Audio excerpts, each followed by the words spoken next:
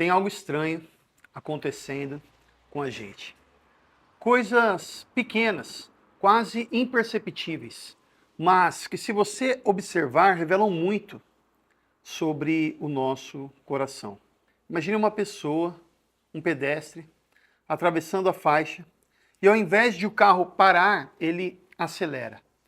Não porque está com uma emergência real, mas porque no fundo não quer perder. Perder o quê? Segundos? Posição? Sensação de controle?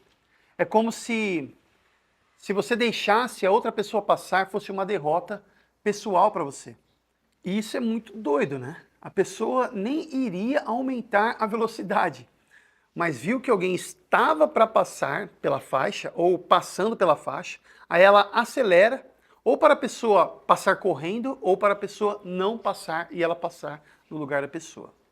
E assim o motorista, de alguma forma, vai se sentir o quê? Mais importante? Mais poderoso? Eu estou trazendo essa reflexão inspirada em um comentário que eu vi em um vídeo que fala a respeito de um homem que foi atropelado na faixa de pedestre e morreu lá em Londrina, né? Foi uma cena bem pesada, assim. E uma moça comentou dizendo: Londrina tem um conceito diferente, né? Você vê alguém atravessando a faixa de pedestres e, ao invés de reduzir a velocidade, você acelera. Para a pessoa correr, talvez, é estranho, mas é verdade. É isso que ela disse. E eu fiquei refletindo, né? Pois há muito tempo eu tenho visto esse comportamento, podemos assim dizer, no trânsito. E eu fico de cara, porque, um exemplo, ó, você vai ultrapassar alguém que está lento. E de repente, quando você está ultrapassando, ela acelera. Ela não queria ir rápido antes, mas no momento que ela percebe que alguém pode passar, ela começa a acelerar. Por quê? Isso não acontece só no trânsito, ok? Porque existe uma lógica dentro de nós que quase ninguém admite, mas muita gente vive. É que se o outro ganha, eu perco. Isso vai muito além do volante. Isso pode aparecer numa conversa quando você não consegue simplesmente ouvir porque precisa provar que está certo. Aparece quando alguém conta algo bom e você sente a necessidade de responder com algo melhor. Aparece quando você não consegue se alegrar com o avanço do outro, porque parece que isso diminui você. É sutil, mas é constante. A gente disputa espaço o tempo todo. Disputa atenção, reconhecimento, quem tem mais razão, quem chega primeiro. E no meio disso tudo, a gente vai se tornando cada vez mais centrado em si mesmos. Mais ansioso, mais irritado, mais impaciente, mais ciumento. Porque viver assim cansa.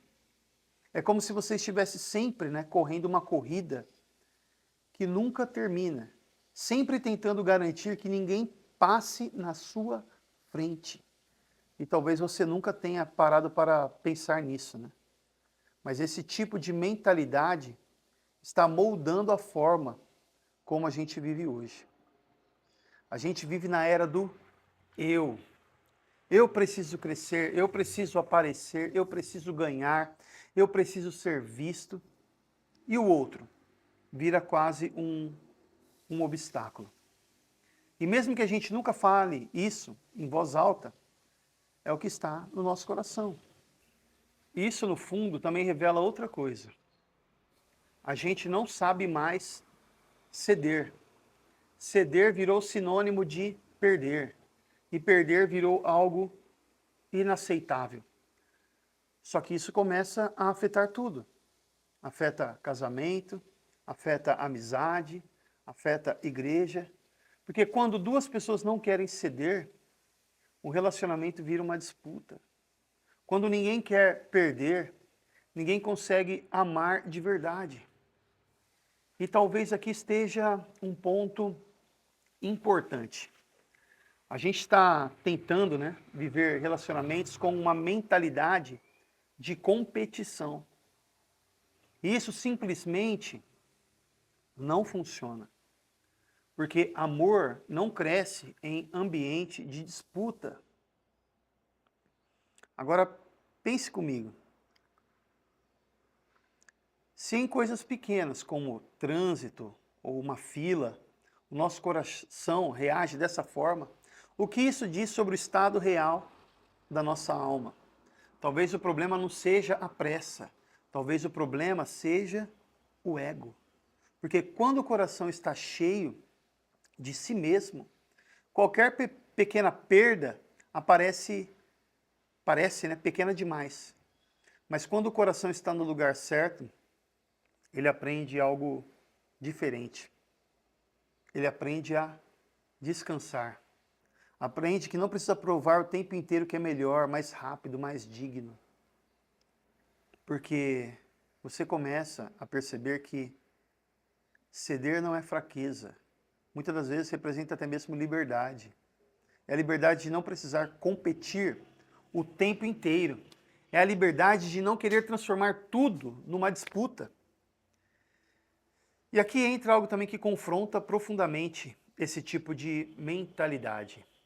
As Escrituras dizem: não façais nada por partidarismo, nem por vanglória, mas por humildade, considerando cada um os outros superiores a si mesmos. Isso vai totalmente contra o espírito do nosso tempo. Porque o mundo diz: se coloque em primeiro lugar. Mas o Evangelho diz: considere o outro. E não é só isso também, né? A Escritura também diz aqui em Romanos agora: preferi-vos em honra uns aos outros. Ou seja, não é só não competir, é ativamente, muitas das vezes, dar o lugar. É olhar para o outro e decidir honrá-lo. Mesmo que isso custe tempo, mesmo que isso custe conforto, mesmo que isso pareça aos olhos de quem está de fora uma perda, mas no reino de Deus as coisas funcionam diferente. Porque quem vive tentando ganhar tudo, na verdade perde a própria alma no processo, né? Jesus disse, né? Parafraseando aqui. E só quando a gente abre mão, muitas vezes é que nós encontramos descanso. Eu não estou dizendo que a gente não deva ser justos uns com os outros, ou abrir mão do que é correto só para não chatear alguém, né? Eu creio que, mesmo se formos cobrar justiça, é possível fazer de um modo cristão. E se for preciso, abrir mão também de certas coisas, né? Admitir também determinadas percas. Mas, voltando ao que eu estava dizendo, talvez Deus ele esteja usando coisas simples do dia a dia, como trânsito, como filas, como pequenas interações, para revelar o que ainda precisa ser tratado dentro de nós. Porque, no final, não é sobre trânsito, carros, é sobre o coração. Paul David Tripp, ele diz que o DNA do pecado é o egoísmo. Talvez hoje seja um bom dia para a gente começar a perceber isso. E da próxima vez que você estiver numa situação assim, antes de reagirmos automaticamente, deveríamos pensar, né? Por que isso me incomoda tanto? O que eu estou tentando proteger? E aí, ao invés de acelerar, né, ao invés de disputar, a gente só para. A gente deixa passar, não só no trânsito, mas na vida. Isso tem a ver a respeito da nossa identidade como cristão. Porque às vezes, o maior sinal de transformação é quando você já não precisa mais vencer o outro o tempo todo. Você sabe quem você é, posicionalmente em Cristo. Nós já somos mais do que abençoados. Estamos nas regiões celestiais em Cristo. E o nosso Senhor, o Criador, Ele nos deu o exemplo. Ele nos deu o exemplo máximo de humildade. Que possamos aprender com o nosso Mestre. Amém?